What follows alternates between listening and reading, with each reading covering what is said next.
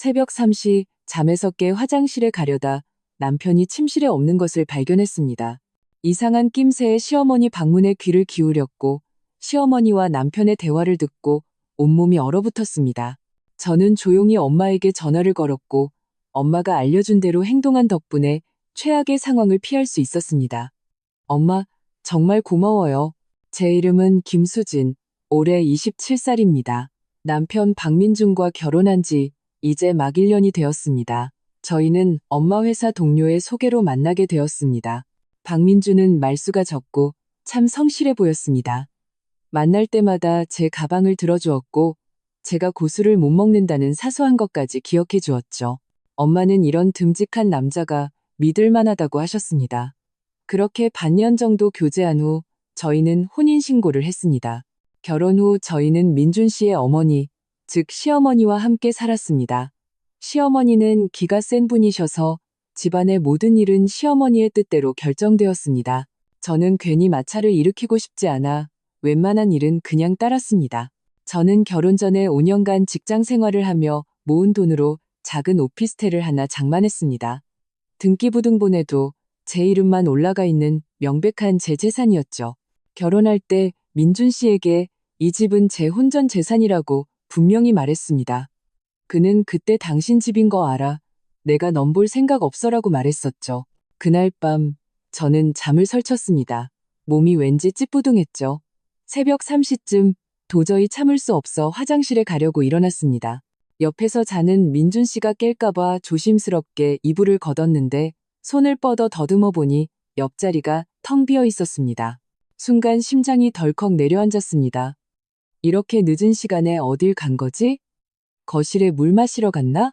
저는 조용히 침대에서 내려와 슬리퍼를 신고 침실 문을 살짝 열었습니다.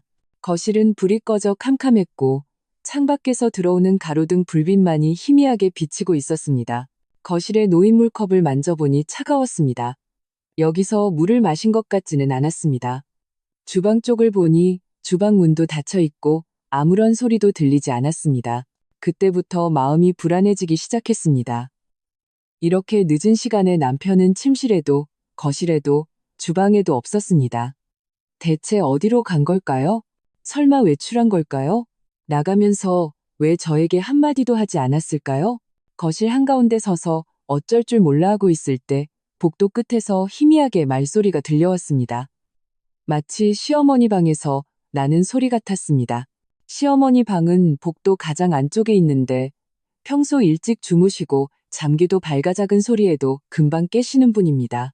이렇게 늦은 시간에 방에서 말소리가 들리다니 설마 민준 씨가 시어머니 방에 있는 걸까요? 의심은 점점 커졌고 저도 모르게 발걸음은 시어머니 방으로 향했습니다. 복도는 제 슬리퍼가 바닥에 끌리는 소리 외에는 아무 소리도 들리지 않을 만큼 고요했습니다. 시어머니 방에 가까워질수록 말소리는 조금 더 선명해졌지만 정확히 무슨 말을 하는지는 알아들을 수 없었습니다. 시어머니 방문 앞에서 잠시 망설였습니다. 늦은 밤에 남의 대화를 엿듣는 것은 예의가 아니니까요. 하지만 민준 씨가 왜 시어머니 방에 있는지, 두 사람이 이 시간에 무슨 이야기를 나누고 있는지 너무나도 궁금했습니다. 저는 이를 악물고 방문에 조심스럽게 귀를 갖다 댔습니다. 귀를 대자마자 저는 숨을 죽였습니다. 심장 소리가 들릴까봐 조마조마했습니다. 밤은 너무나 고요했고 방문의 방음이 그리 좋지 않아 아내 대화가 간간히 들려왔습니다. 처음에는 웅얼거리는 소리만 들려 정확한 문장을 파악하기 어려웠습니다. 먼저 들려온 것은 시어머니의 목소리였습니다. 평소보다 낮고 다급한 목소리로 말했습니다. 그 집 반드시 내 명의로 돌려놔야 한다. 그러지 않으면 나중에 뒷말은 바람소리처럼 흩어져 잘 들리지 않았지만 제 심장은 철렁 내려앉았습니다. 집, 왜 갑자기 내 오피스텔 얘기를 하는 거지? 저는 무의식적으로 귀를 문에 더 바싹 붙였습니다. 옷자락을 쥔 손에서는 식은땀이 나기 시작했습니다. 이어서 민준 씨의 목소리가 들렸습니다. 그 역시 목소리를 낮추고 있었지만 망설임이 묻어났습니다. 어머니, 너무 서두르시는 거 아니에요? 수진이가. 걔가 절대 동의 안 할 거예요. 결혼 전에 산 집이잖아요. 동의 안 해? 시어머니의 목소리가 순간 높아졌다가 다시 낮아졌습니다. 동의 안 해도 하게 만들어야지. 지금 그 집에 쟤는 주인처럼 살고 우리 모자는 꼭 얹혀 사는 것 같잖아. 이런 법이 어디 있어? 네가 걔 남편인데 걔 재산이 내 재산이고 내 재산이 내 재산이지. 내 명의로 하는 거나 내 명의로 하는 거나 뭐가 달라? 저는 심장이 차갑게 식는 것을 느꼈습니다. 그들이 제 집을 노리고 있었던 겁니다. 제가 그 집을 살 때 민준 씨는 단돈 10원도 보태지 않았습니다. 그런데 이제 와서 그 집을 시어머니 명의로 돌리라니요.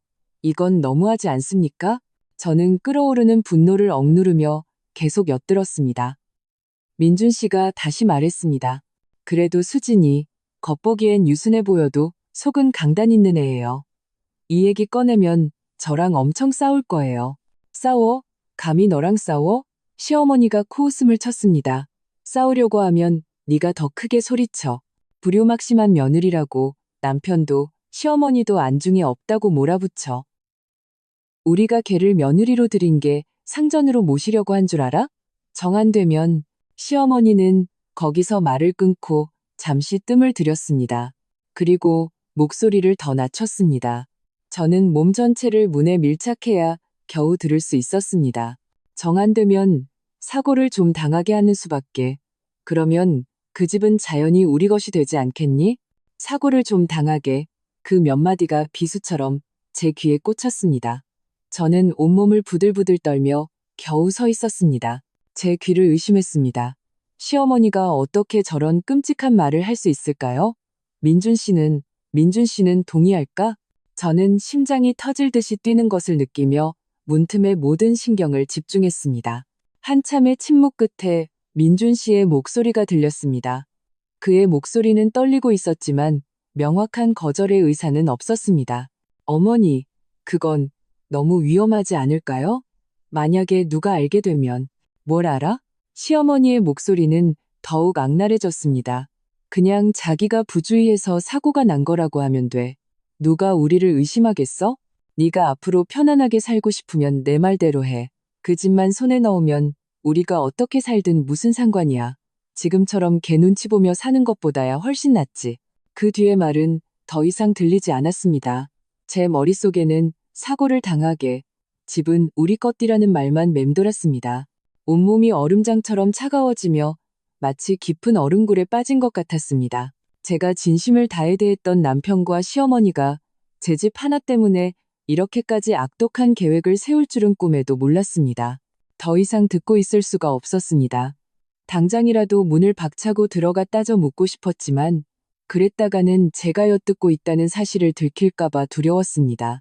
저는 고양이처럼 소리 없이 천천히 뒷걸음질 쳤습니다. 한 걸음 한 걸음 뜰 때마다 다리가 후들거렸습니다. 복도 모퉁이에 다다르자마자 저는 몸을 돌려 화장실로 달려갔습니다. 문을 잠그고 나서야 문에 기댄 채 가쁜 숨을 몰아쉬었습니다. 눈물은 걷잡을 수 없이 흘러내렸습니다. 화장실 문에 기댄 채 눈물은 멈추지 않았습니다. 손의 쥐노자락은 이미 땀으로 축축하게 젖어 있었습니다. 불 꺼진 화장실 안은 창틈으로 새어 들어오는 희미한 달빛뿐이었고 그 빛이 타일에 비쳐 유난히 차갑게 느껴졌습니다. 제 머릿속에서는 사고를 당하게 하는 수밖에라는 시어머니의 말이 계속해서 맴돌았습니다. 그 말을 떠올릴 때마다 온몸에 소름이 돋았습니다. 민준 씨와 결혼한 1년, 비록 사소한 다툼은 있었지만 저는 그가 저를 진심으로 아낀다고 믿었습니다. 그의 월급이 저보다 적다는 사실도 개의치 않았고 생활비 대부분을 제가 부담했습니다. 심지어 그가 시어머니께 금팔찌를 사드리고 싶다고 했을 때도 저는 망설임 없이 제 적금을 깨서 보태주었습니다. 하지만 이제 와서 보니 저의 모든 헌신은 그들 눈에 아무런 가치도 없었던 것입니다. 그들 눈에는 오직 제가 결혼 전에 마련한 오피스텔만 보였던 겁니다. 제가 혼란스러운 생각에 잠겨 있을 때 밖에서 다시 말소리가 들려왔습니다. 시어머니와 민준 씨가 아직 무언가를 논의하고 있는 듯 했습니다. 저는 눈물을 닦고 조용히 화장실 문으로 다가가 귀를 댔습니다. 이번에는 아까보다 소리가 더 선명하게 들렸습니다. 아마도 깊은 밤이라 아무도 듣지 않을 것이라 생각한 모양입니다. 시어머니가 말했습니다. 너도 너무 겁만 먹지 마. 그 집만 손에 넣으면 팔아서 더 큰 아파트로 이사 가자. 그때 가서 젊고 예쁜 여자 새로 만나면 되잖아. 지금보다 훨씬 낫지. 새로 만나? 민준 씨의 목소리에는 망설임과 함께 약간의 설렘이 섞여 있었습니다. 그래도 수진이가 평소에 저한테 잘해주긴 했어요. 이렇게까지 하는 건 좀 잘해줘? 시어머니는 그의 말을 자르며 경멸적인 투로 말했습니다. 그건 네가 이혼하자고 할까봐 무서워서 잘해주는 척하는 거지. 진심으로 너를 좋아해서 그런 것 같아? 정말 너를 좋아했다면 왜 진명이를 내 앞으로 안 해주겠어? 내가 말했지. 여자 속은 열길 물속보다 깊다고. 그런 사소한 친절에 속아 넘어가면 안 돼. 저는 분노와 슬픔에 심장이 미어지는 것 같았습니다. 그들 눈에는 저의 모든 진심이 계산된 행동으로 비쳤던 것입니다. 저는 당장이라도 뛰쳐나가 따지고 싶은 충동을 억누르며 계속 들었습니다. 민준 씨는 잠시 침묵하더니 다시 물었습니다. 그럼 정말 사고라도 나면 경찰이 조사하지 않을까요? 요즘 경찰들 엄청 똑똑해서 뭐든 다 밝혀낸다고 하던데. 시어머니는 비웃으며 말했습니다. 조사는 무슨 조사? 우리가 흔적만 남기지 않으면 누가 알겠어? 내가 다 생각해둔 게 있다. 며칠 뒤에 너 쟤 데리고 시골 고향에 간다고 했지? 우리 고향 집 뒤에 저수지 있잖니. 거기 산책하러 가자고 꿰어내서 한눈 파는 사이에 슬쩍 밀어버려. 발을 헛디뎌서 빠졌다고 하면 그만이야. 그 저수지 근처에는 사람도 별로 없으니 나중에 누가 발견하더라도 단순 사고로 생각할 거야. 밀어버리라니요?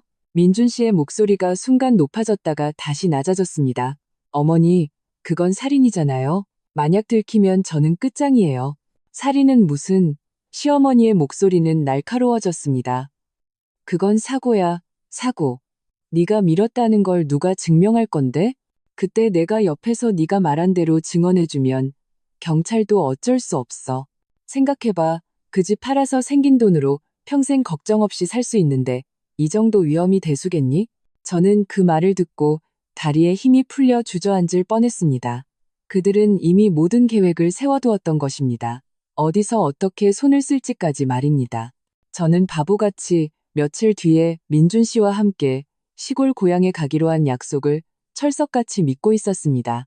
이제와 생각하니 그건 저를 죽음으로 몰아넣기 위한 함정이었습니다. 민준 씨는 오랫동안 침묵했습니다. 저는 그가 거절하기를 간절히 바랐지만 한참 뒤에야 그가 입을 열었습니다.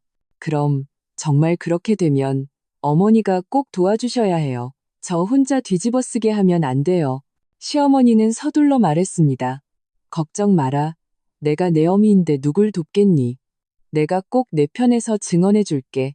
아무 일 없을 거야. 집 팔면 우리 모자, 돈 반반씩 나눠서 앞으로 좋은 날만 보내자. 알겠습니다. 민준 씨의 목소리는 떨리고 있었지만 이전의 망설임은 사라져 있었습니다. 그럼 어머니 말씀대로 할게요. 며칠 뒤 고향에 가서 저는 더 이상 들을 수 없었습니다. 입을 틀어막고 울음소리가 새어나오지 않게 안간힘을 썼습니다. 제가 어떻게 민준 씨가 시어머니의 계획에 동의할 수 있다고 생각이나 했을까요? 집 한 채 때문에 그는 저를 죽이기로 결심한 것입니다. 저는 더 이상 이 집에 머물 수 없다는 것을 깨달았습니다. 이러다가는 정말 큰일을 당할지도 모릅니다. 당장 이 집을 빠져나가 도움을 청해야 합니다. 가장 먼저 떠오른 사람은 엄마였습니다. 저를 가장 아껴주시는 엄마라면 분명 저를 도와주실 겁니다. 저는 조심스럽게 주머니에서 휴대폰을 꺼내 화면을 켰습니다. 밝은 화면빛에 눈이 시렸습니다. 엄마의 번호를 찾는데 두려움에 손이 덜덜 떨려 몇 번이나 잘못 눌렀습니다. 심호흡을 하며 마음을 가다듬고 나서야 겨우 엄마에게 전화를 걸 수 있었습니다. 전화가 연결되고 저는 휴대폰을 귀에 바싹 붙였습니다. 손은 여전히 떨리고 있었습니다.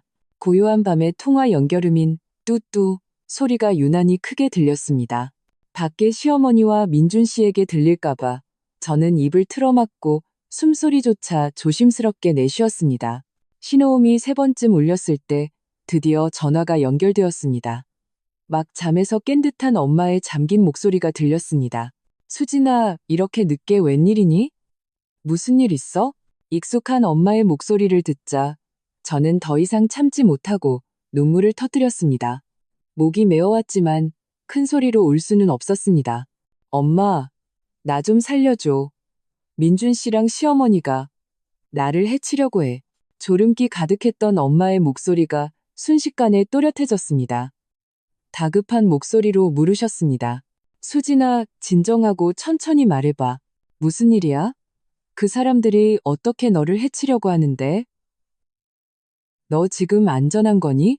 저는 심호흡을 하며 최대한 목소리를 가다듬고 낮게 말했습니다. 새벽 3시에 잠이 깼는데 민준 씨가 침대에 없었어. 그래서 찾아다니다가 시어머니 방 앞에서 두 사람 얘기를 엿들었어. 내 오피스텔을 시어머니 명의로 돌리려고 해. 내가 동의 안 하면 며칠 뒤에 시골 고향에 데려가서 저수지에 밀어버리고 사고로 위장하려고 해. 저수지에 밀어버린다는 말을 할 때 제 목소리는 더욱 심하게 떨렸습니다. 눈물은 휴대폰 화면 위로 뚝뚝 떨어져 화면을 적셨습니다. 전화기 저편에서 몇 초간 침묵이 흘렀습니다. 엄마의 거친 숨소리가 들리는 듯 했습니다. 이윽고 엄마의 목소리가 들려왔습니다. 다급했지만 저보다는 훨씬 침착했습니다. 수진아, 우선 무서워하지 마. 너 지금 어디야? 아직 화장실이야? 그 사람들, 네가 엿들은 거 눈치챘어? 나 아직 화장실이야. 문 잠갔어. 아마 눈치 못 챘을 거야. 엄마, 나 이제 어떡해? 그 사람들 이미 계획 다 세웠어. 며칠 뒤에 시골에 데려간대. 나 거기 따라가기 싫어. 그렇다고 밖으로 나가서 따지지도 못하겠어. 절대 나가서 따지면 안 돼. 엄마는 제 말을 끊었습니다. 지금 그 사람들은 네가 들었다는 걸 모르잖아. 네가 지금 나가서 다 안다고 말하면 궁지에 몰려서 무슨 짓을 할지 몰라. 엄마 말 잘 들어. 일단 화장실에 조용히 있다가 두 사람 다 잠든 것 같으면 조용히 내 방으로 돌아가. 그리고 아무것도 모르는 척해. 알겠지? 저는 고개를 끄덕이다가 엄마가 볼 수 없다는 생각에 얼른 대답했습니다. 알겠어, 엄마. 근데 너무 무서워. 여기 더 있기 싫어. 지금 당장 엄마한테 가고 싶어. 지금은 안 돼. 엄마가 말했습니다. 이렇게 늦은 시간에 너 혼자 집을 나서는 건 위험해. 그리고 네가 지금 나가면 그 사람들이 분명히 의심할 거야. 쫓아나와서 너를 막을지도 몰라. 조금만 참아. 날 밝으면 핑계를 대고 밖으로 나와. 아침 찬거리를 사러 간다거나 아니면 계절 옷 가지러 친정에 간다고 해. 그때 우리 집으로 바로 오는 거야. 알겠지? 저는 입술을 깨물며 고개를 끄덕였습니다. 알겠어, 엄마. 근데 만약 못 나가게 하면 어떡해? 못 나가게 하면 애교라도 부려봐. 엄마가 해준 김치가 먹고 싶다고 하거나 입을 옷이 없다고 해. 아무튼 그 사람들이 거절할 수 없는 핑계를 대는 거야. 엄마는 잠시 말을 멈추고 다시 말했습니다. 아, 맞다. 수진아, 너 휴대폰 배터리 있어? 녹음할 수 있니? 그 사람들이 또 무슨 말을 하면 몰래 녹음해도 나중에 중요한 증거가 될 거야. 저는 얼른 휴대폰 배터리를 확인했습니다. 60% 정도 남아 있었습니다. 응, 배터리 있어. 지금 바로 녹음기 켤게. 엄마, 또 내가 해야 할 일 있어? 그리고 그 사람들이 집이랑 관련된 서류 같은 걸 숨겨뒀는지 찾아봐. 내 집문서 사본이라든가 자기들끼리 써놓은 계획서 같은 거 말이야. 하지만 너무 티나게 찾지는 마. 낮에 그 사람들 없을 때 슬쩍 보는 거야. 안전이 제일 중요해. 못 찾아도 괜찮아. 녹음만 있어도 충분하니까. 제가 뭔가 더 말하려던 순간 밖에서 발소리가 들려왔습니다. 민준 씨가 시어머니 방에서 나오는 듯 했습니다. 저는 가슴이 철렁 내려앉아 엄마에게 다급하게 말했습니다. 엄마, 민준 씨 나왔어. 일단 끊을게. 전화 끊고 녹음기 켤게. 내일 꼭 엄마한테 갈게. 그래, 몸 조심하고. 무슨 일 있으면 바로 전화해. 엄마 휴대폰 계속 켜놓고 있을게. 엄마의 말이 끝나자마자 저는 서둘러 전화를 끊었습니다. 휴대폰을 녹음 모드로 바꾸고 볼륨을 최소로 줄인 뒤 조용히 주머니에 넣었습니다. 화장실 문에 기대어 밖에 발소리가 침실 쪽으로 향하는 것을 들었습니다. 이윽고 침실 문이 열렸다가 닫히는 소리가 들렸습니다. 민준 씨가 침실로 돌아온 모양입니다. 저는 조마조마했던 마음을 조금 진정시켰지만 바로 나갈 용기는 나지 않았습니다. 그가 아직 잠들지 않았을까봐 두려웠습니다. 화장실에서 10분 정도 더 기다리다가 밖이 완전히 조용해진 것을 확인하고 나서야 조심스럽게 문을 열었습니다. 고양이처럼 발소리를 죽여 침실로 돌아왔습니다. 민준 씨는 저에게 등을 돌린 채 누워 있었습니다. 이미 잠든 것 같았습니다. 저는 조용히 이불을 들고 자리에 누웠지만 더 이상 잠을 이룰 수 없었습니다. 천장을 바라보며 시어머니와 민준 씨의 대화, 그리고 엄마의 조언을 끊임없이 되뇌었습니다. 두려움과 혼란 속에서 그저 빨리 아침이 오기만을 바랐습니다. 그날 밤 저는 뜬 눈으로 밤을 새웠습니다. 엄마가 해준 말과 민준 씨, 시어머니의 악독한 계획이 머릿속에서 계속 맴돌았습니다. 생각할수록 두려워져 등에서는 식은땀이 흘렀습니다. 창밖이 희미하게 밝아올 무렵에야 겨우 잠이 들었지만 얼마 지나지 않아 밖에서 들려오는 소리에 잠을 깼습니다. 시어머니가 주방에서 분주하게 움직이는 소리였습니다. 냄비와 그릇이 부딪히는 소리, 콧노래를 흥얼거리는 소리가 들렸습니다. 마치 어젯밤의 끔찍한 모의는 전혀 없었던 일인 것처럼 태연했습니다. 저는 속이 메스꺼워져 얼른 눈을 감고 자는 척했습니다. 제가 뜬 눈으로 밤을 샌 것을 민준 씨에게 들키고 싶지 않았습니다. 얼마 지나지 않아 민준 씨가 잠에서 깼습니다. 그는 몸을 뒤척이더니 저를 안으려고 팔을 뻗었습니다. 저는 무의식적으로 몸을 피했고 그는 잠시 멈칫하더니 물었습니다. 수진아, 왜 그래? 어젯밤에 잠 설쳤어? 저는 얼른 표정을 가다듬고 그를 돌아보며 억지로 미소를 지었습니다. 아니야, 그냥 약간 으슬으슬해서 별일 아니야. 저는 그의 눈을 마주볼 자신이 없었습니다. 제 눈에 담긴 공포를 그가 알아챌까봐 두려웠습니다. 저는 서둘러 이불을 걷고 침대에서 내려왔습니다. 나 먼저 씻을게. 씻고 어머니 아침 차리시는 거 도와드려야겠다. 화장실에 들어가 문을 잠그고 거울을 보며 심호흡을 몇 번이나 했습니다. 최대한 평소와 같은 모습을 보이려고 노력했습니다. 거울 속 제 모습은 창백했고 눈 밑에는 옅은 다크서클이 내려와 있었습니다. 누가 봐도 지쳐 보이는 얼굴이었습니다. 찬물로 세수를 하고 거울을 보며 몇 번이나 미소를 연습한 뒤에야 문을 열고 밖으로 나갔습니다. 시어머니는 이미 아침 식사를 차려놓으셨습니다. 식탁 위에는 김치찌개와 몇 가지 반찬이 놓여 있었습니다. 저를 보시더니 웃으며 말씀하셨습니다. 수진아, 일어났니? 어서 와서 밥 먹어라. 식으면 맛없다. 그녀는 무척이나 인자한 얼굴로 웃고 있었지만 어젯밤 그녀가 민준 씨와 나눈 대화를 떠올리니 온몸이 차갑게 식어 밥이 넘어갈 것 같지 않았습니다. 저는 식탁에 앉아 밥을 한 숟갈 뜨고 천천히 씹었습니다. 머릿속으로는 어떻게 엄마에게 연락할지, 그리고 그들이 숨겨둔 서류를 어떻게 찾을지에 대한 생각뿐이었습니다. 제 맞은편에 앉은 민준 씨는 밥을 먹으며 말했습니다. 수진아, 할 얘기가 있는데 모레 우리 시골 고향에 한번 다녀오자. 어머니가 고향 친척들 보고 싶어 하셔서 간 김에 너한테 시골 풍경도 보여주고 왔구나. 저는 속으로 생각하며 겉으로는 무척 기쁜 척 대답했습니다. 좋아요. 저 아직 오빠 고향에 한 번도 못 가봤는데 잘 됐다. 그리고 덧붙였습니다. 근데 저 엄마 집에 가서 계절 옷 좀 가져와야 할 것 같아요. 지난번에 두꺼운 외투 몇 벌을 엄마 집에 두고 왔거든요. 시골은 서울보다 훨씬 춥잖아요.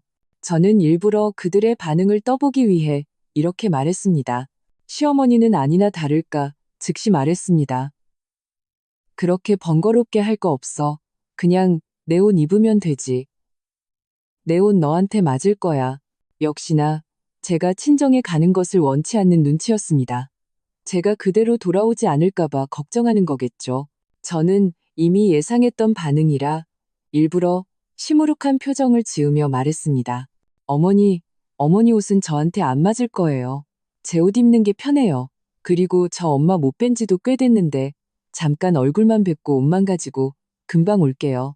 시간 얼마 안 걸려요. 제가 기분이 상한 것처럼 보이자 민준 씨가 얼른 중재에 나섰습니다. 어머니, 그냥 수진이 다녀오라고 해요. 멀지도 않은데 왕복해봤자 한두 시간이면 되잖아요.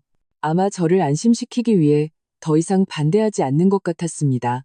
시어머니는 민준 씨를 한번 쏘아보고 저를 쳐다보더니 마지못해 말했습니다.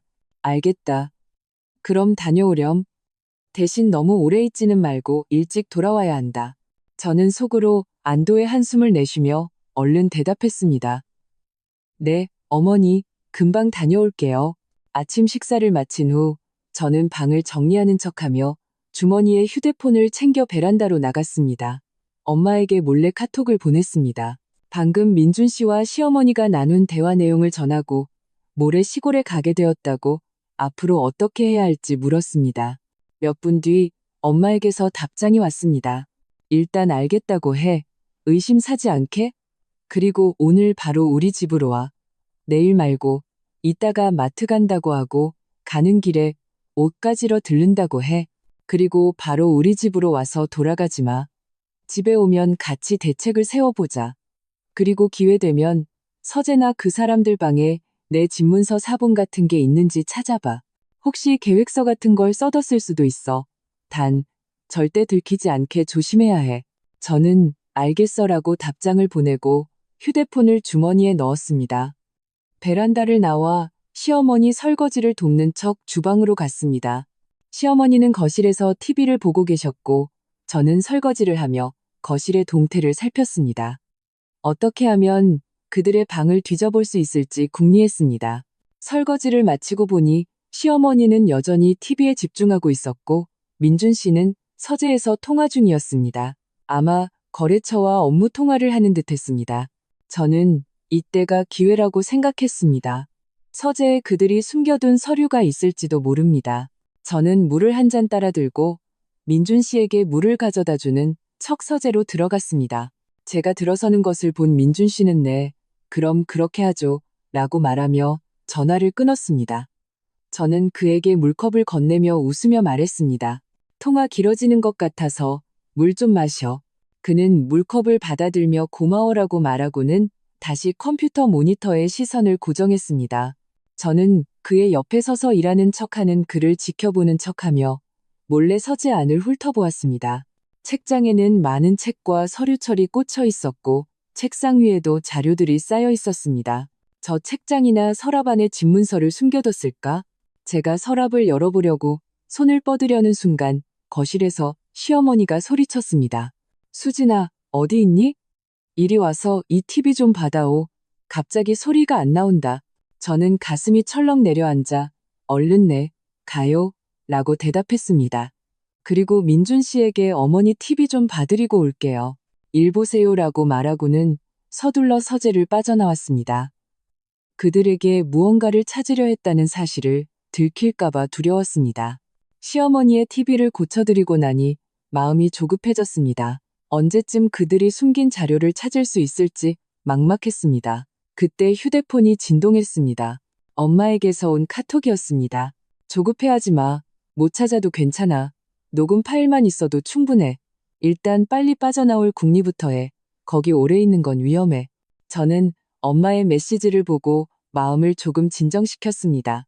더 이상 자료를 찾는 것은 포기하고 이 위험한 곳을 빠져나가는 데 집중하기로 했습니다. 저는 민준 씨에게 다가가 말했습니다. 오빠, 나 마트에 장 보러 다녀올게. 가는 길에 엄마 집에 들러서 옷도 좀 가져오려고. 점심은 엄마 집에서 먹고 오후에 일찍 들어올게. 민준 씨는 저를 쳐다보며 말했습니다.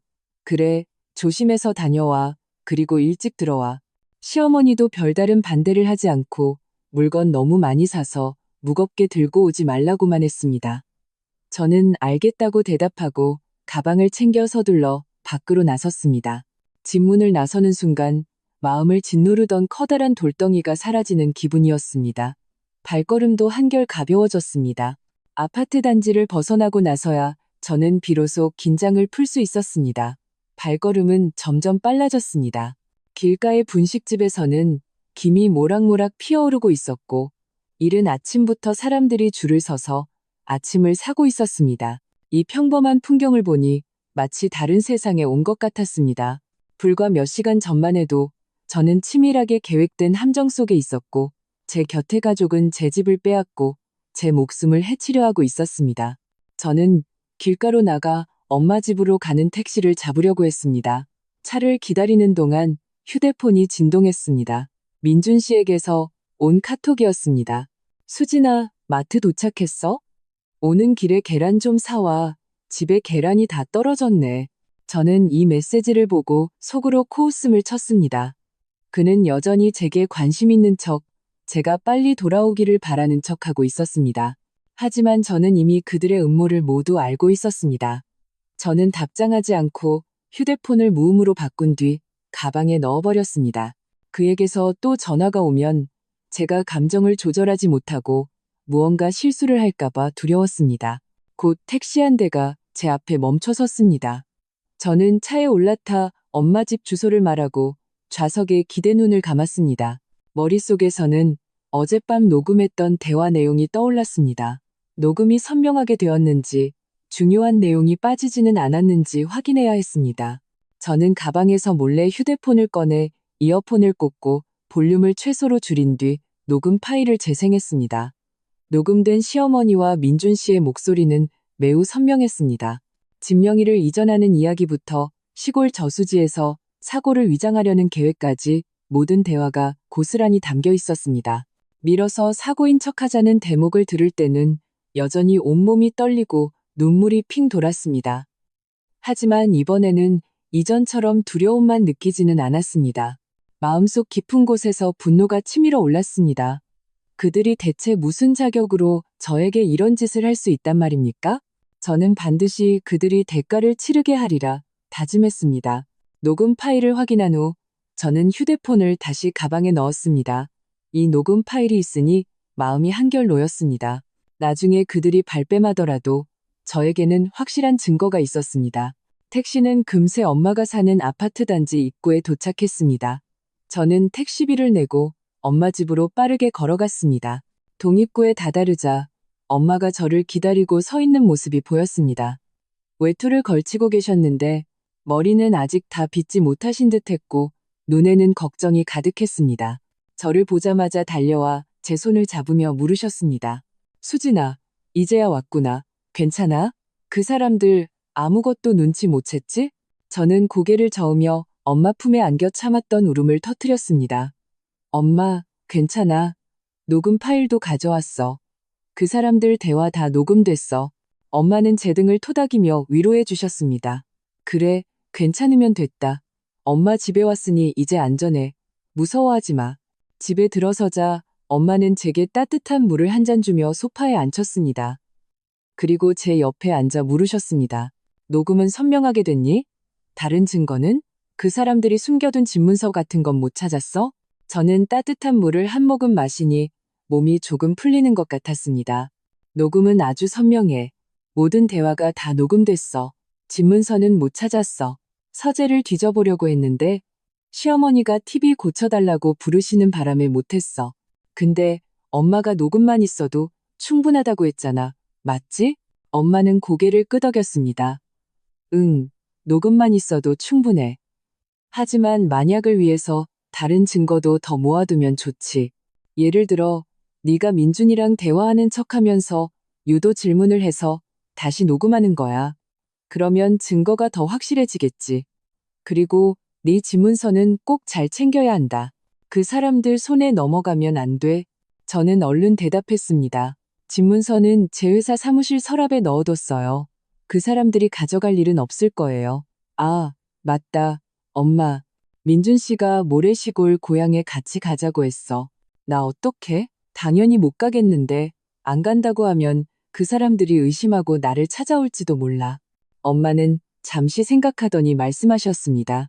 일단 거절하지 마. 그냥 요즘 몸이 안 좋아서 병원에 가보려고 한다고 해. 검사 받고 나서 같이 가자고 하는 거야. 그렇게 하면 시간도 벌 수 있고 그 사람들 의심도 피할 수 있어.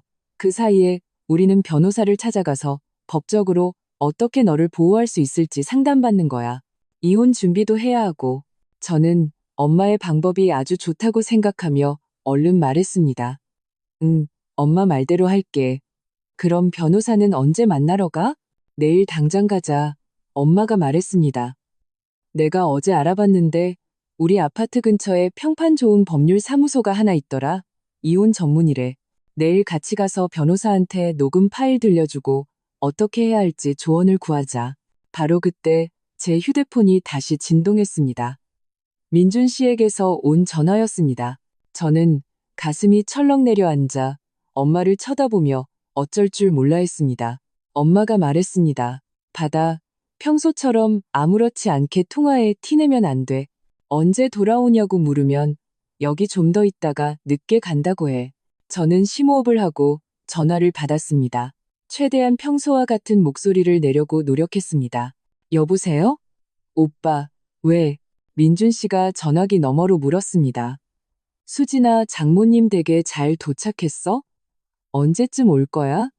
어머니가 저녁은 집에 와서 먹으라고 하시네. 저는 엄마가 시킨 대로 대답했습니다. 응, 잘 도착했어. 엄마랑 얘기 좀 하다가 늦게 갈게. 아, 맞다, 오빠. 나 요즘 계속 어지러워서 병원에 한번 가봐야 할 것 같아. 그래서 모레 시골 가는 건 힘들 것 같아. 검사 받고 나서 다음에 시간 잡아서 가자. 괜찮지? 전화기 저편에서 잠시 침묵이 흘렀습니다. 이윽고 민준 씨의 목소리가 들렸습니다. 어지러워? 많이? 그래. 그럼 병원부터 가봐야지. 몸이 먼저지. 시골은 언제든 가면 되니까. 병원 갈 때 내가 같이 가줄까? 저는 속으로 비웃었습니다. 병원에 같이 가주고 싶은 게 아니라 제가 도망갈까봐 감시하고 싶은 거겠죠. 저는 서둘러 말했습니다. 아니야, 괜찮아. 엄마랑 같이 갈게. 오빠는 일해야 하잖아. 일에 방해되면 안 되지. 검사 받고 결과 알려줄게. 민준 씨는 제게 걱정하는 척 몇 마디를 더 하고는 전화를 끊었습니다. 저는 휴대폰을 내려놓고 엄마에게 말했습니다. 일단 병원부터 가라고 하네. 모래시골에는 안 가도 된대. 근데 아무래도 나를 의심하는 것 같아. 그냥 말만 그렇게 하는 거겠지. 엄마는 고개를 끄덕였습니다. 분명히 의심할 거야. 하지만 괜찮아. 우리는 이미 그들보다 한 발 앞서서 준비하고 있잖아. 내일 변호사 상담받고 나면 어떻게 대처해야 할지 알게 될 거야. 오늘은 푹 쉬어. 너무 걱정하지 말고. 엄마가 있잖아. 저는 엄마를 바라보며 가슴 벅찬 감동을 느꼈습니다. 엄마가 없었다면 저는 정말 어떻게 해야 할지 몰랐을 겁니다. 저는 고개를 끄덕이며 말했습니다. 엄마가 있으니 하나도 안 무서워. 그 후 하루 동안 저는 민준 씨의 집으로 돌아가지 않고 엄마 집에 머물렀습니다. 그 사이 민준 씨는 제게 몇 번이나 전화를 하고 카톡을 보내 언제 돌아오냐고 물었지만 저는 계속 핑계를 대며 미뤘습니다. 저는 더 이상 그곳으로 돌아갈 수 없다는 것을 알았습니다. 돌아가는 것은 호랑이 굴로 제 발로 들어가는 것과 같았습니다. 지금 제가 해야 할 일은 엄마와 함께 변호사를 만나 증거를 준비하고 민준 씨와 이혼하는 것입니다. 그리고 그와 시어머니가 자신들의 행동에 대한 대가를 치르게 하는 것입니다. 다음 날 아침, 저와 엄마는 아침 식사를 마치자마자 미리 알아둔 법률사무소로 향했습니다. 변호사는 왕씨 성을 가진 40대 중반의 남성이었고 무척 차분하고 믿음직스러워 보였습니다. 저는 왕 변호사님께 녹음 파일을 들려드리고 사건의 전말을 처음부터 끝까지 설명했습니다. 왕 변호사님은 녹음 파일을 다 듣고 나서 미간을 찌푸리며 말했습니다. 남편과 시어머니의 행위는 살인예비 음모죄에 해당될 수 있습니다. 일찍 발견하셔서 정말 다행입니다. 지금 가장 중요한 것은 증거를 확실하게 확보하는 것입니다. 녹음 파일 외에도 그들이 이후에 집 문제나 시골집 방문에 대해 언급하는 대화 기록이 있다면 소송에서 훨씬 유리해집니다. 그리고 수진 씨의 혼전 재산인 오피스텔은 등기부 등본이 수진 씨 명의로 되어 있고 결혼 전에 마련한 것이므로 명백한 개인 재산입니다. 그들에게 명예 이전을 요구할 권리는 없습니다. 이 점은 걱정하지 않으셔도 됩니다. 저는 서둘러 물었습니다. 변호사님, 그럼 저 지금 바로 민준 씨와 이혼할 수 있을까요? 더 이상 그 사람과 엮이고 싶지 않아요. 왕 변호사님은 고개를 끄덕였습니다. 네, 이혼 소송을 제기할 수 있습니다. 특히 그들이 수진 씨를 해치려 했다는 증거가 있기 때문에 법원에서는 이혼 판결을 내릴 가능성이 매우 높습니다. 재산 분할에서도 수진 씨에게 유리하게 작용할 것입니다. 다만 한 가지 문제가 있습니다. 아직 그 집에 옷이나 귀금속 같은 개인 물품이 남아있죠?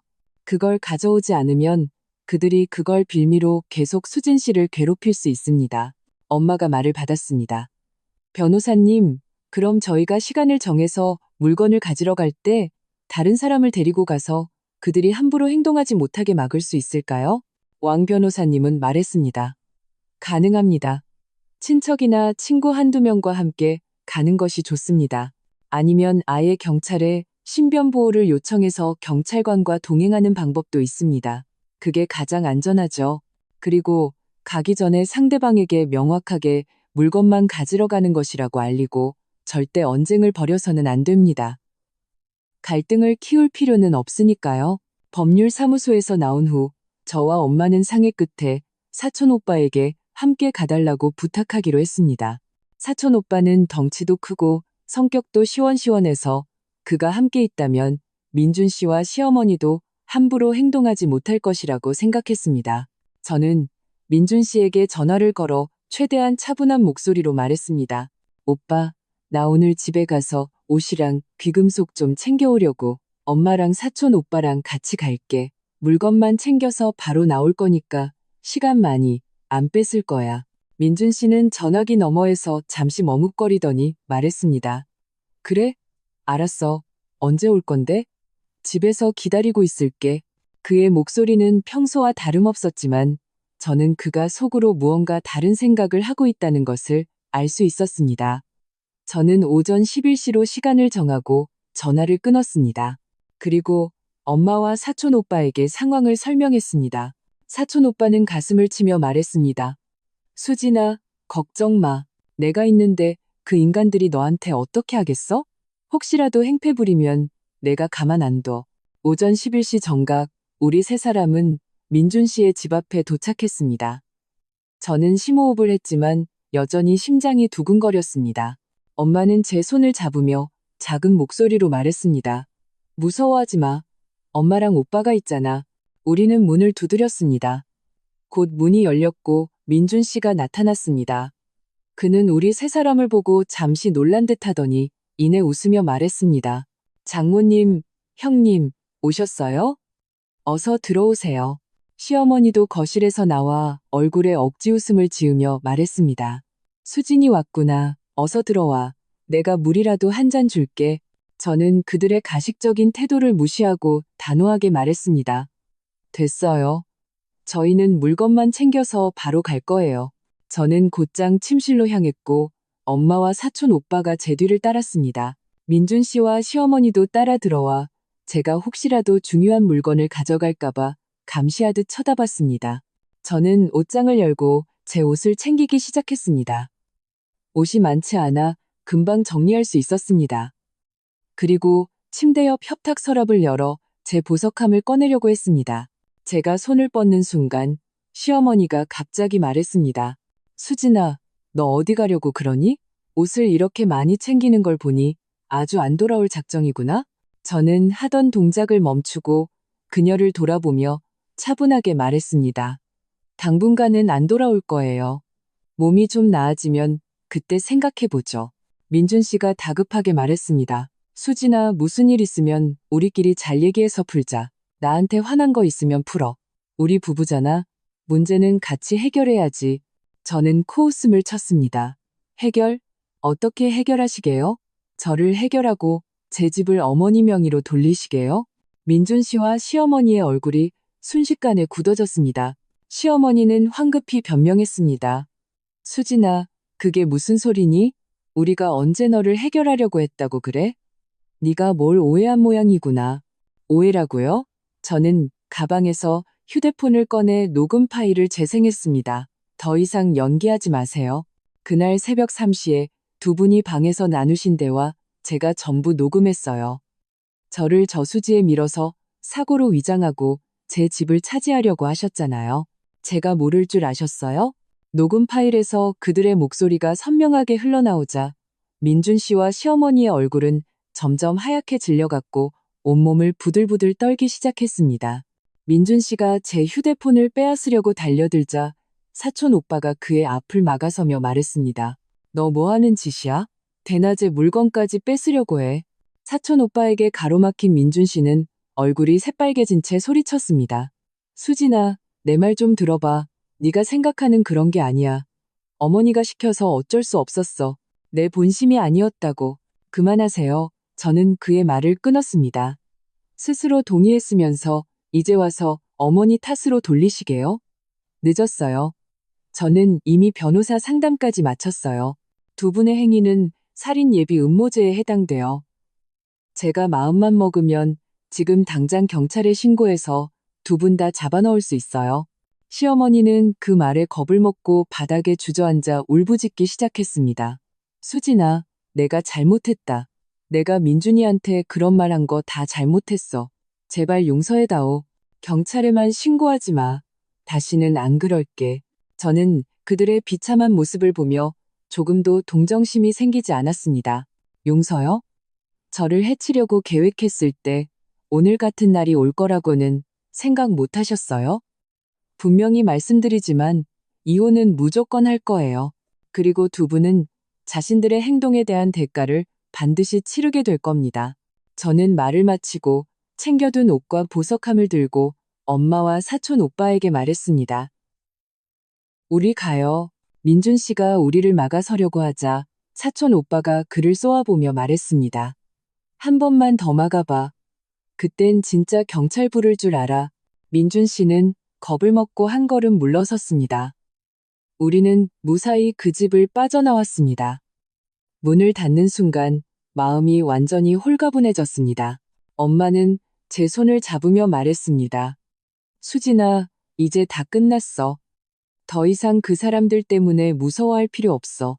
저는 고개를 끄덕였습니다. 눈물이 다시 흘러내렸지만 이번에는 감격의 눈물이었습니다. 저는 마침내 그들로부터 벗어나 안전해진 것입니다. 엄마 집에 돌아온 저는 챙겨온 옷과 보석함을 소파에 내려놓고 그대로 주저앉았습니다. 온몸의 기운이 다 빠져나간 것 같았습니다. 아까 민준 씨의 집에서 그들과 대치할 때는 억지로 힘을 내고 있었지만 긴장이 풀리자 손발이 후들거렸습니다. 엄마는 얼른 따뜻한 물을 한 잔 가져다 주며 말했습니다. 수진아, 물 좀 마시고 진정해. 너무 놀랐지. 사촌 오빠도 옆에 앉아 말했습니다. 수진아, 너 아까 진짜 대단했어. 우리 집안 망신 안 시켰다. 저런 인간들은 그렇게 다뤄야 해. 저는 따뜻한 물을 마시니 마음이 조금 진정되었습니다. 사촌 오빠를 보며 웃으며 말했습니다. 오빠, 오늘 정말 고마워. 오빠 아니었으면 그 사람들이 나 못 가게 막았을지도 몰라. 사촌 오빠는 손을 저으며 말했습니다.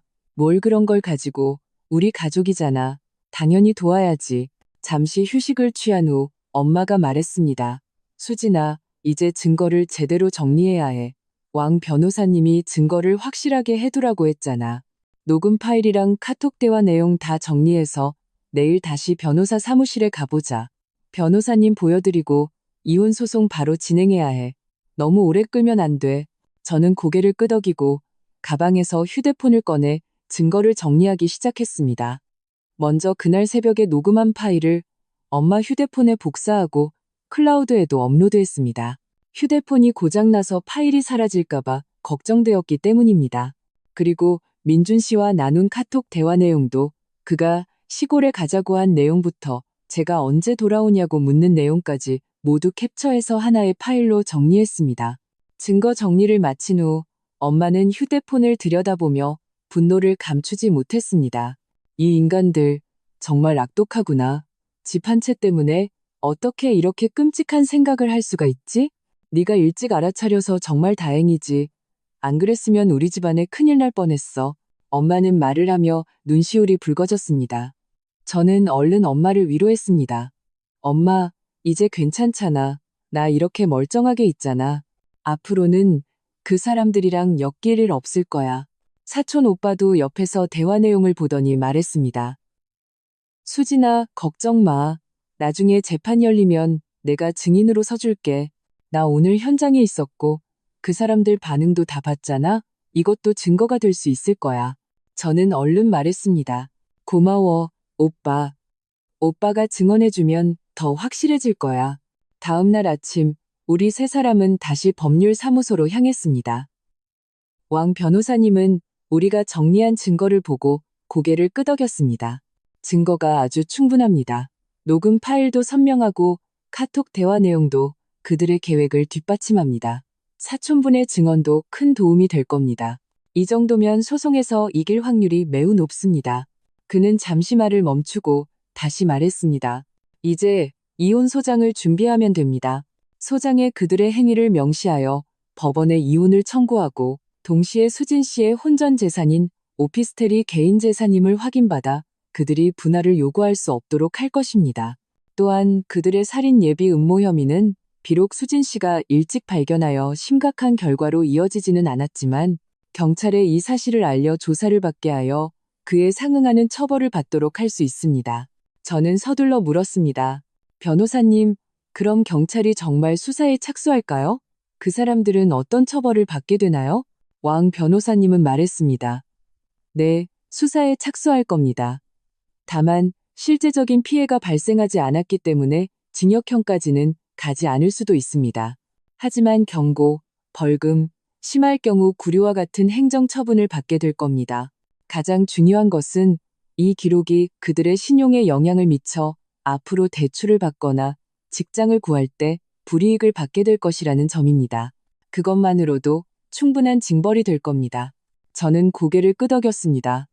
속이 다 시원해지는 기분이었습니다. 그렇게 악독한 짓을 저지른 그들은 당연히 벌을 받아야 합니다. 왕 변호사님은 금방 이혼 소장을 작성하여 제게 서명을 받았습니다. 최대한 빨리 법원에 제출하고 법원에서 사건을 접수하면 개정 시간을 통보해 줄 것이라고 말했습니다. 법률사무소에서 나오니 마음이 한결 가벼워졌습니다. 마치 커다란 돌덩이가 사라진 것 같았습니다. 엄마는 제 손을 잡으며 말했습니다. 수진아, 이제 재판 날짜만 기다리면 돼. 결과가 어떻게 나오든 엄마는 항상 내 편이야. 저는 엄마와 사촌 오빠를 바라보며 감사한 마음으로 가득 찼습니다. 그들의 도움이 없었다면 저는 이 위기를 어떻게 극복해야 할지 몰랐을 겁니다. 집에 돌아와 이혼 소장 사본을 책상 위에 올려두었습니다. 그것을 보니 만감이 교차했습니다. 결혼한 지 1년 만에 이혼하게 될 줄은 꿈에도 몰랐습니다. 하지만 저는 후회하지 않습니다. 민준 씨 같은 사람과 이혼하는 것은 제가 한 가장 올바른 결정이었습니다. 오후에 민준 씨에게서 전화가 왔습니다. 그는 전화기 너머로 울며 제게 사과했습니다. 자기가 잘못했다며 제발 이혼만은 하지 말아달라고 애원했습니다. 시어머니와 분가해서 앞으로는 저에게 정말 잘하겠다고 약속했습니다. 저는 그의 말을 들으며 조금도 마음이 흔들리지 않았습니다. 박민준 씨, 지금 와서 그런 말 해봤자 늦었어요. 우리 사이는 이미 끝났어요. 이혼 소장은 이미 법원에 제출했으니 당신은 법원에서 오는 통지서나 기다리세요. 저는 말을 마치자마자 전화를 끊고 그의 번호를 차단했습니다. 앞으로 민준 씨와 시어머니가 저를 또 괴롭힐지도 모른다는 것을 알고 있었습니다. 하지만 저는 이미 준비가 되어 있었습니다. 엄마와 사촌 오빠의 지지, 그리고 충분한 증거가 있었기에 저는 그들이 두렵지 않았습니다. 저는 법이 제게 공정한 판결을 내려줄 것이라고 믿었습니다. 그리고 저는 새로운 삶을 시작할 것입니다. 더 이상 공포 속에서 살지 않을 것입니다. 민준 씨의 전화를 차단한 후 며칠은 조용할 줄 알았는데 이틀 만에 그는 시어머니를 데리고 엄마 집으로 찾아왔습니다. 그날 오후 저는 엄마와 함께 저녁 준비를 위해 채소를 다듬고 있었습니다. 갑자기 문 밖에서 쾅쾅 문을 두드리는 소리와 함께 시어머니의 날카로운 고함이 들려왔습니다. 김수진, 너 당장 나와. 거기 숨어 있는다고 해결될 줄 알아? 당장 나와서 우리랑 얘기 좀 하자. 제 손에 들려있던 채소가 바닥으로 떨어졌습니다. 심장이 덜컥 내려앉았습니다. 결국 그들이 찾아온 것입니다. 엄마는 얼른 손에 든 채소를 내려놓고 저를 잡아주며 말했습니다. 무서워하지 마. 엄마랑 내 사촌 오빠도 있잖아. 걔 오늘 여기 와 있어. 저 사람들 함부로 못해. 거실에서 TV를 보던 사촌 오빠는 밖에 소리를 듣자마자 일어나 현관으로 가서 문 밖을 향해 소리쳤습니다. 여기서 소란 피우지 마세요. 여긴 우리 이모 집이지. 당신들이 와서 행패 부릴 곳이 아니라고요. 한 번만 더 소리 지르면 경찰에 신고할 겁니다. 문 밖의 소란이 잠시 멈추더니 이어서 민준 씨의 목소리가 들렸습니다. 형님, 저희 행패 부리러 온 거 아니에요. 그냥 수진이랑 얘기 좀 하려고요. 이혼만은 하지 말아달라고 우리끼리 잘 얘기해서 풀고 싶어요. 무슨 할 얘기가 남았어? 사촌 오빠가 말했습니다. 당신들이 수진이 해치려고 했을 때는 잘 얘기할 생각도 안 했잖아. 이제 와서 잘못했다고? 늦었어. 저는 심호흡을 하고 사촌 오빠 곁으로 가서 말했습니다. 오빠, 내가 얘기할게. 그리고 문 밖을 향해 소리쳤습니다. 박민준 씨, 난 당신이랑 할 얘기 없어요. 이혼 소장은 이미 제출했으니 법원 통지서나 기다리세요. 어서 돌아가세요. 우리 방해하지 말고요. 안 가? 시어머니의 목소리가 다시 들려왔습니다. 김수진, 네가 민준이랑 화해하고 이혼 소송 취하 안 하면 우리 여기서 한 발짝도 안 움직일 거야. 이웃 사람들 다 보게 할 거야. 네가 어떻게 우리 모자를 괴롭히는지, 네가 얼마나 악독한 여자인지 온 동네에 소문낼 거라고. 저는 그녀가 이렇게 막무가내로 나올 줄은 몰랐습니다. 화가 나면서도 어이가 없었습니다. 그때 이웃집 문이 열리며 사람들이 나와 우리 집 쪽을 쳐다보며 수군거리기 시작했습니다. 엄마는 얼른 말했습니다. 문 앞에서 이러지 말고 일단 들어오라고 해. 할 말 있으면 안에서 하고 이웃들 구경거리 만들지 말자. 사촌 오빠가 문을 열자 민준 씨와 시어머니가 기다렸다는 듯이 안으로 밀고 들어왔습니다. 시어머니는 들어오자마자 바닥에 주저앉아 허벅지를 치며 울부짖기 시작했습니다. 아이고, 내 팔자야. 이렇게 악독한 며느리를 들여서 아들이랑 이혼하겠다고 하더니 이제는 우리를 살인자로 몰아가네.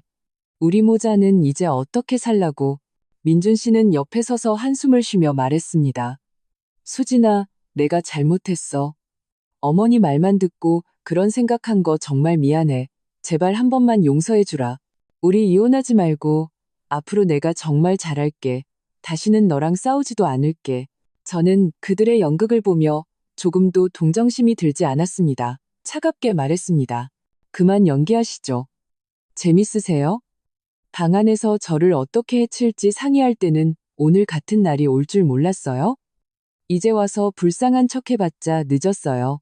누가 연기를 해. 시어머니는 울음을 멈추고 벌떡 일어나 제게 손가락질하며 소리쳤습니다. 우리가 언제 너를 해치려고 했다는 거야? 다 네가 꾸며낸 얘기잖아? 넌 그냥 내 아들이랑 이혼하고 그 집 혼자 차지하고 싶은 거지? 내가 네 속셈을 모를 줄 알아? 제가 꾸며낸 얘기라고요? 저는 휴대폰을 꺼내 녹음 파일을 재생했습니다. 직접 들어보세요. 이게 두 분 목소리가 아닌지, 저를 저수지에 밀어서 사고로 위장하고 제 집을 차지하려고 모의한 게 맞는지 아닌지. 녹음 파일에서 선명한 목소리가 흘러나오자 시어머니의 울음소리는 뚝 그쳤고 얼굴은 새하얗게 질렸습니다. 민준 씨는 다급하게 제 휴대폰을 빼앗으려고 달려들었습니다. 수진아, 그만 틀어. 우리끼리 조용히 얘기하자. 다른 사람 듣잖아. 사촌 오빠가 그의 앞을 가로막으며 말했습니다. 너 뭐 하는 짓이야? 증거, 인멸하려고? 이 녹음 파일 우리가 이미 다 백업해뒀어. 네가 이 휴대폰 뺏어가도 소용없다고. 시어머니는 문 앞에서 구경하고 있는 이웃들을 보고 창피했는지 다시 떼를 쓰기 시작했습니다. 설령 우리가 그런 말을 했다고 쳐도 그건 그냥 해본 소리였어. 진짜로 너를 해치려던 게 아니라고. 넌 어떻게 애가 그렇게 속이 좁니? 해본 소리라고요? 저는 기가 막혀 웃음이 나왔습니다. 사람을 저수지에 밀어버리는 게 해볼 만한 소리예요? 그런 말을 함부로 할 수 있어요? 정말 그런 마음이 없었다면 왜 그렇게 구체적으로 계획을 세우고 저한테 시골 고향에 가자고 하셨는데요? 민준 씨는 변명하려고 했습니다. 우리는 그냥 너한테 시골 구경시켜 주려고 한 거야. 다른 뜻은 없었어. 그 말들은 다 어머니가 순간 홧김에 하신 말씀이야. 마음에 담아두지 마. 순간 홧김에 엄마가 참지 못하고 나섰습니다. 순간 홧김에 그렇게 악독한 말을 할 수 있나? 순간 홧김에 그렇게 치밀한 계획을 세울 수 있어? 박서방, 더 이상 자네 어머니 감싸주지 말게. 자네들 속셈 우리 다 알고 있어. 오늘 자네들이 여기서 하늘이 무너져라 울고불고 해도 우리 수진이는 무조건 이혼할 걸세. 다시는 자네들이 우리 수진이 괴롭히게 놔두지 않을 거야. 그때 이웃 중 한 분이 참지 못하고 말했습니다. 아주머니, 그건 좀 심하셨네요. 아무리 그래도 어떻게 사람 목숨을 가지고 그런 생각을 하세요? 저 아가씨가 이혼하겠다는 게 당연하죠. 맞아요. 저 아가씨 집은 결혼 전에 산 거라면서요. 당신들하고는 상관없는 재산인데 어떻게 남의 재산을 탐낼 수가 있어요? 이웃들의 수군거림에 시어머니는 얼굴이 점점 더 굳어지더니 민준 씨를 잡아 끌며 말했습니다. 아들아, 가자. 저 사람들이랑은 말이 안 통한다. 시어머니는 민준 씨를 끌고 문 밖으로 나갔습니다. 민준 씨는 나가면서 저를 돌아봤는데 그 눈에는 분함과 원망이 가득했습니다. 그들이 떠난 후 엄마는 이웃들에게 간단히 상황을 설명했습니다. 이웃들은 저를 위로하며 말했습니다. 아가씨, 무서워하지 마. 저런 집안이랑은 빨리 헤어지는 게 상책이야. 앞으로 무슨 일 있으면 우리한테 말해. 우리가 도와줄게. 저는 이웃들에게 감사 인사를 하고 문을 닫았습니다. 사촌 오빠가 말했습니다. 수진아, 저 사람들 보니까 절대 순순히 물러나지 않을 것 같아. 앞으로 더 조심해야 해. 절대 혼자 만나지 말고. 저는 고개를 끄덕였습니다. 저도 이것이 시작에 불과하다는 것을 알고 있었습니다. 앞으로 그들은 다른 방법으로 저를 괴롭힐지도 모릅니다. 하지만 저는 더 이상 예전에 것 많던 김수진이 아니었습니다. 엄마와 사촌 오빠, 그리고 이웃들의 지지와 충분한 증거가 있었습니다. 저는 그들이 두렵지 않았습니다. 저는 법이 반드시 제게 공정한 판결을 내려주고 그들이 자신들의 행동에 대한 대가를 치르게 할 것이라고 믿었습니다. 반달쯤 지나 드디어 법원에서 개정 통지서가 왔습니다. 재판 전날 왕 변호사님은 우리를 만나 다시 한번 증거를 확인하고 말했습니다. 내일 재판 때 너무 긴장하지 마시고 있었던 일을 사실대로만 진술하시면 됩니다. 증거는 충분히 준비되었으니 우리가 이길 겁니다. 저는 고개를 끄덕였습니다. 긴장되기는 했지만 법이 제게 공정한 판결을 내려줄 것이라는 기대감이 더 컸습니다. 재판 당일 엄마와 사촌 오빠가 저와 함께 법원으로 가주었습니다. 법정에 들어서니 민준 씨와 시어머니가 이미 피고석에 앉아 있었습니다. 시어머니는 고개를 숙인 채 저를 쳐다보지 못했고 민준 씨는 굳은 얼굴로 저를 노려보고 있었습니다. 그 눈에는 분함이 가득했습니다. 판사가 법봉을 두드리며 재판 시작을 알렸습니다. 먼저 왕 변호사님이 저의 소송 청구 내용을 진술했습니다. 첫째, 원고 김수진과 피고 박민준의 이혼을 청구합니다. 둘째, 원고가 혼전 취득한 부동산이 원고의 개인 재산임을 확인하고 피고의 재산 분할 청구를 기각해 주실 것을 요청합니다. 셋째, 피고 박민준과 그의 모친인 장 씨의 살인 예비 음모에 대한 법적 책임을 물어주시기 바랍니다. 이어서 판사가 제게 사건의 경위를 진술하라고 했습니다. 저는 심호흡을 하고 그날 새벽 남편이 침실에 없는 것을 발견한 순간부터 그들의 대화를 엿듣고 증거를 수집하여 위험에서 벗어나기까지의 모든 과정을 사실대로 이야기했습니다. 그들이 저를 저수지에 밀어버리려고 모의했던 부분을 말할 때는 저도 모르게 눈시울이 붉어졌지만 끝까지 말을 마쳤습니다. 다음은 민준 씨와 시어머니의 변론 차례였습니다. 민준 씨가 일어나 떨리는 목소리로 말했습니다. 재판장님, 저는 수진이를 해치려고 하지 않았습니다. 그 말들은 다 어머니가 농담으로 하신 말씀이었습니다. 제가 순간 어리석어서 반박하지 못했을 뿐입니다. 제 본심이 아니었습니다. 저는 이혼하고 싶지 않습니다. 수진이랑 다시 잘해보고 싶습니다. 시어머니도 얼른 일어나 울며 말했습니다. 재판장님, 억울합니다. 저는 그냥 아들이랑 푸념하듯이 한 말이지 정말로 수진이를 해치려던 게 아니었습니다. 제가 오해하고는 우리 아들이랑 이혼하고 집을 독차지하려고 하는 겁니다. 제발 저희의 억울함을 풀어주십시오. 그들의 변명은 누가 들어도 허술하기 짝이 없었습니다. 저는 어이가 없어 웃음이 나올 뻔했습니다. 그때 왕 변호사님이 제 휴대폰을 들고 판사에게 말했습니다. 재판장님, 원고에게는 피고 모자가 원고를 해치려고 모의할 당시의 대화를 녹음한 파일이 있습니다. 녹음 파일에는 그들의 계획이 선명하게 기록되어 있습니다. 법정에서 재생할 것을 요청합니다. 판사는 동의했습니다.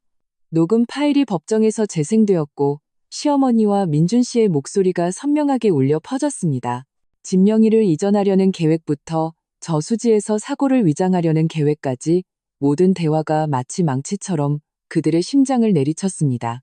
녹음이 재생되는 동안 민준 씨와 시어머니의 얼굴은 점점 하얗게 질려갔고 고개를 더욱 깊이 숙였습니다. 녹음 재생이 끝난 후 왕 변호사님은 저와 민준 씨의 카톡 대화 내용 캡처와 사촌 오빠의 증인 진술서를 제출하며 말했습니다.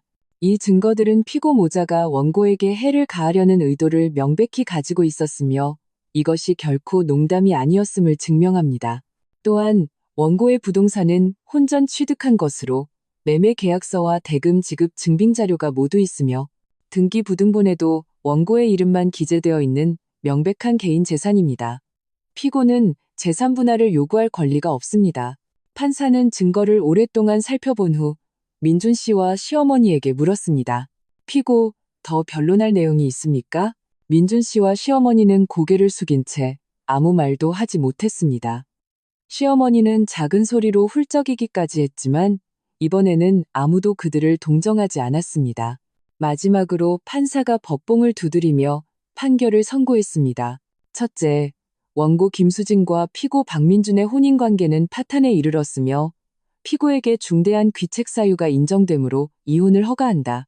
둘째, 원고가 혼전에 취득한 부동산은 원고의 개인 재산임을 확인하며 피고 박민준과 장 씨의 재산 분할 청구를 기각한다. 셋째, 피고 박민준과 장 씨는 살인 예비 음모 혐의가 인정되나 실제적인 피해가 발생하지 않은 점을 감안하여 사건을 경찰에 이첩하여 법에 따라 구류 15일과 벌금 500만 원의 행정처분을 받도록 한다. 판결 결과를 듣는 순간 저는 감격의 눈물을 흘렸습니다. 엄마는 제 손을 꼭 잡으며 말했습니다. 수진아, 이겼어. 우리가 이겼어. 사촌 오빠도 옆에서 웃으며 말했습니다. 정말 잘됐다. 수진아. 악한 사람들은 결국 벌을 받게 되어 있어. 법정을 나올 때 민준 씨와 시어머니는 경찰에게 인계되었습니다. 시어머니는 여전히 억울하다고 소리쳤지만 아무도 그녀의 말을 들어주지 않았습니다. 그들이 끌려가는 뒷모습을 보며 저는 조금도 동정심이 들지 않았습니다. 모두 그들이 자초한 일이었습니다. 그 후 민준 씨와 시어머니는 15일간 구류 처분을 받았고 벌금도 냈습니다. 구류가 끝난 후 민준 씨는 더 이상 제게 연락하지 않았습니다. 듣기로는 범죄 기록 때문에 다니던 회사에서도 해고당하고 지금은 임시직으로 근근히 살아가고 있다고 합니다. 시어머니는 이 일로 고향에서 얼굴을 들고 다니지 못하게 되었고 친척과 친구들도 모두 등을 돌렸다고 합니다. 저는 이혼 후 제가 좋아하는 새로운 직장을 구했습니다. 그리고 결혼 전에 샀던 오피스텔을 제 취향에 맞게 새로 인테리어했습니다. 매일 퇴근 후 아늑한 집에 돌아오면 마음이 편안해졌습니다. 엄마도 자주 저를 보러 오셨고 우리는 함께 쇼핑을 하거나 여행을 다니며 즐거운 시간을 보냈습니다. 가끔 그 끔찍했던 경험을 떠올리면 여전히 등골이 오싹하지만 그보다는 안도감이 더 큽니다. 그들의 음모를 일찍 알아차린 것, 엄마와 사촌 오빠의 도움이 있었던 것, 그리고 법이 제게 공정한 판결을 내려준 것에 감사합니다. 지금의 저는 더 이상 억울한 일을 당하고도 참기만 하던 김수진이 아닙니다. 저는 스스로를 보호하는 법을 배웠고 법이라는 무기로 제 권리를 지키는 법을 배웠습니다. 앞으로의 제 인생은 더욱 좋아질 것이라고 믿습니다. 그리고 언젠가는 저를 진심으로 아껴주는 사람을 만나 행복한 삶을 살게 될 것입니다. 저를 해치려 했던 사람들은 결국 자신들의 악행에 대한 대가를 치렀습니다. 이것이 바로 권선징악이 아닐까 싶습니다.